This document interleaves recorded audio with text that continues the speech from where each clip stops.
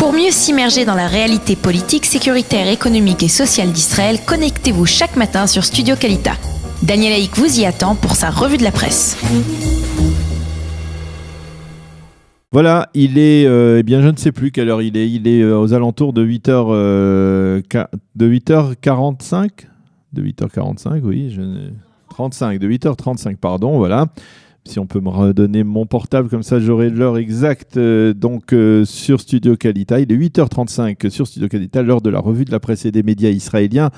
Une revue de la presse et des médias qui, bien entendu, sera consacrée essentiellement, mais pas exclusivement, à la tension dans la bande de Gaza et dans le pourtour de la bande de Gaza. Et tous les quotidiens ce matin annoncent que le Hamas a fait savoir hier soir que le cessez-le-feu est entré en vigueur cette nuit, mais côté israélien, on dément formellement.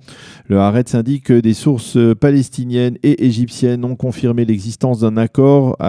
Des diplomates étrangers affirment également qu'il ne s'agit pas, dans le cas précis, d'un accord à long terme ou d'une sorte de trêve sur plusieurs années, mais seulement d'un cessez-le-feu entre Israël et le Hamas. Les quotidiens israéliens citent la conclusion principale de la réunion du cabinet restreint pour la sécurité nationale. Nous en avons parlé il y a quelques instants avec Olivier Rafovitz.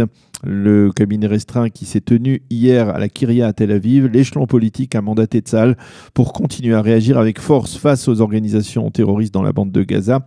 Les journaux nous montrent ce matin le bâtiment de la sécurité intérieure palestinienne qui a été totalement détruit par un raid de l'armée de l'air israélienne.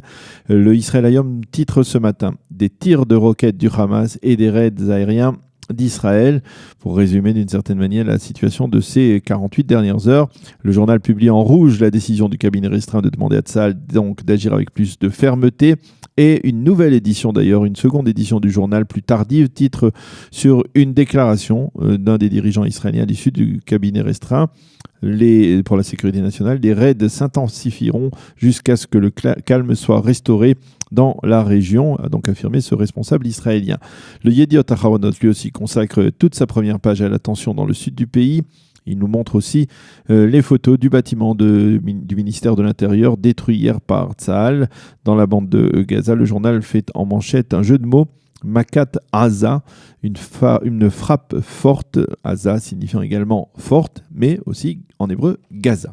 Quant au maire de Sderot, Alon Davidi, il affirme être favorable à une opération militaire terrestre de Tsahal pour neutraliser le Hamas. On ne peut garantir la sécurité avec des négociations, affirme-t-il. Le maire de Sderot s'est fait interviewer hier par le Maariv et il affirme que l'entière responsabilité de la situation est entre les mains du gouvernement israélien, déplorant au passage ce qu'il a appelé la stupidité de l'évacuation du Gush Katif il y a de cela 13 ans.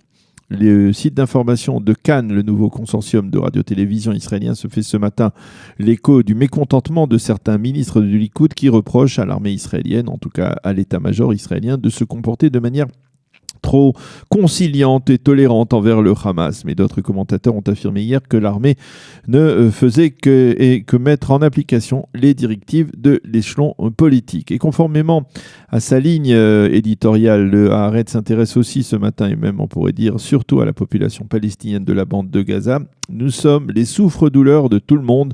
Le Hamas nous opprime, Israël nous bombarde et même Mahmoud Abbas nous persécute, affirment donc les habitants de la bande de Gaza qui semble se réveiller, sortir d'une certaine torpeur, en tout cas de la dépression du Hamas, et qui expriment leurs avis dans le Haaretz au moins. C'est un peu ce que nous disait tout à l'heure le colonel Olivier Rafovitz. Le site Walla se fait ce matin l'écho d'une très généreuse initiative visant à inviter dans le centre du pays les habitants du pourtour de la bande de Gaza qui, on le sait, vivent dans un état de tension prolongé depuis plusieurs semaines, certains diront depuis plusieurs années. Il s'agit d'une initiative prise par certains conseils régionaux et locaux dans le nord et le centre du pays qui appellent leurs habitants à ouvrir leurs portes aux habitants de Sderot et du sud du pays. Ainsi, à Haïfa, il est possible de tout simplement de téléphoner un numéro de téléphone précis et de demander à inviter des habitants du sud du pays, des habitants du sud qui s'organisent aussi face à la situation. Et les journaux nous citent le cas de la famille Meshi de Mefalsim dans le pourtour de la bande de Gaza qui a dû déplacer la fête de la bar mitzvah de Ohad, leur enfant. La bar mitzvah s'est déroulée finalement à Herzliya et puis on note également qu'il a fallu annuler hier le mariage d'un couple dans la région donc du pourtour de la bande de Gaza. Cependant, les médias et les sites d'information insistent également sur le sentiment de solidarité qui règne à Sderot et ailleurs, avec une ferme volonté de s'entraider et de faire face à ces épreuves de ces derniers jours. Le Maariv lui cite ce matin des habitants du pourtour de Gaza qui redoutent une escalade de la violence et insistent en particulier sur le fait que leurs enfants ne dorment pas depuis plusieurs nuits. Nous parlerons dans quelques instants avec le Rav David Mamou, qui est lui-même habitant de la localité de Sderot, justement de la situation de la tension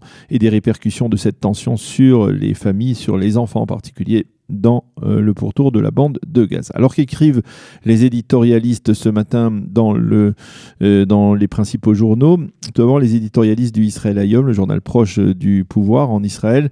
Amnon Lord justement estime que la clé d'une issue favorable de la crise, c'est la nécessité pour Israël de durcir ses attaques contre le Hamas avec plus de fermeté et de détermination. Yoav Limor, le responsable sécuritaire, le correspondant sécuritaire du journal, lui, considère qu'il faut tout faire, il faut absolument faire miroiter au Hamas le prix qu'il devra payer à l'issue d'une nouvelle opération d'envergure qui se terminera, quoi qu'il advienne, par un échec de son point de vue. Dans le même esprit, Yaakov Amidror, un ancien général et ancien conseiller à la sécurité nationale de Binyamin Netanyahou, estime qu'un cessez-le-feu dans la conjoncture actuelle serait compris comme une marque de faiblesse de la part d'Israël.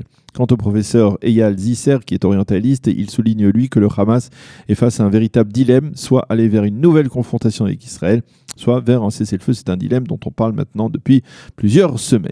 Dans le Yediot Aharonot, Alex Fishman, le correspondant militaire du journal, écrit que l'objectif de ce qui se passe actuellement est de permettre aux deux parties, Israël et le Hamas, de gagner du temps.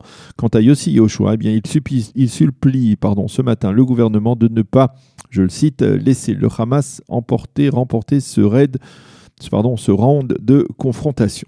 Le Israël Hayom nous relate également l'Aliyah en Israël, toujours dans ce contexte de tension, de plusieurs familles qui se sont installés au cours des derniers jours dans le sud du pays, à Ashkelon et même à Netivot. Et le journal souligne en particulier en photo l'histoire de la famille Richard qui est montée de France il y a 2 semaines à peine et qui s'est installée à Netivot, à quelques kilomètres de la bande de Gaza. Netivot qui a été déjà ciblée au cours du dernier round de confrontation par les roquettes palestiniennes. Il s'agit d'une famille Chabad, donc de France. Nous savions que Netivot était proche de la bande de Gaza, mais nous avons voulu nous y installé parce que le cadre nous convenait. Il faut accepter le bon et le moins bon, a déclaré donc au journal le père de famille, à qui l'on souhaite d'ailleurs un grand Mazal Tov pour son aliyah et beaucoup de chance et de réussite dans cette initiative.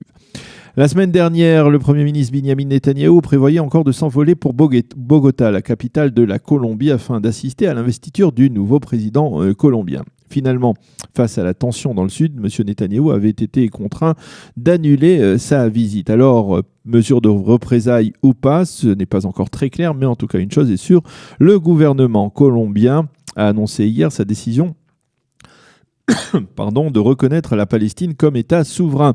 Les journaux se font l'écho de la stupéfaction du ministère israélien des Affaires étrangères qui a avoué avoir appris cette décision par les médias. En fait, c'est le président colombien sortant qui aurait pris cette initiative en coordination avec le ministère des Affaires étrangères à Bogota. Le Israël Hayom souligne qu'Israël a demandé l'annulation de cette décision. Je vous le disais dans les titres, le célèbre journaliste et ancien député Uri Avneri a été victime hier d'un AVC. Il lutte contre la mort à l'hôpital Ichilov de Tel Aviv. Avneri a 95 ans avant de devenir un très célèbre militant de la gauche radicale et de la paix maintenant, qui a été l'un des initiateurs du dialogue avec Yasser Arafat même au début des années 80. Il avait été dans sa jeunesse au sein du mouvement révisionniste et de l'Irgun de Menachem Begin. Il est le fondateur d'un journal aujourd'hui disparu à Olam Hazeh qui dans les années 60 et 70 faisait l'actualité en Israël en dévoilant de nombreux scandales importants. Et puis les quotidiens nous présentent ce matin un nouveau juge de la Cour suprême. Il s'agit du professeur Alexander Stein, qui a prêté serment hier à la présidence de l'État à Jérusalem en présence du président de l'État Reuven Rivlin et de la ministre de la Justice Ayelet Shaked. Le professeur Alex Stein, qui a eu une très brillante carrière à l'étranger, est considéré comme un génie du droit et aussi comme un conservateur. Il était le candidat avoué de la ministre de la Justice Ayelet Shaked, qui s'est félicité hier de son entrée en fonction à la Cour suprême. Désormais, a-t-elle dit, la Cour est plus pluraliste que par le passé. Il faut souligner que depuis que Ayelet Shaked est ministre de la Justice, 40% des juges de la Cour suprême ont changé. De l'avis des experts, la ministre a considérablement modifié la représentativité, souvent contestée jusque-là, de la Cour suprême. Voilà donc pour cette revue de la presse et des médias israéliens de ce vendredi matin. Nous allons marquer une pause musicale. Matanot Ktanot, c'est incontournable. Et ensuite, nous serons en ligne avec Sderot, avec le Rav David Mamou, pour parler de la situation dans la ville, mais également pour qu'il nous livre un Dvar Torah, je suppose un Dvar Torah d'optimisme à la veille de cette parashat Ré, qui est également le Rosh Chodesh Elul, début du mois de Elul. Début du mois qui nous projette vers les fêtes de Tishri. Nous en parlerons probablement avec lui dans quelques instants. Pour mieux s'immerger dans la réalité politique, sécuritaire, économique et sociale d'Israël, connectez-vous chaque matin sur Studio Kalita. Daniel Haïk vous y attend pour sa revue de la presse.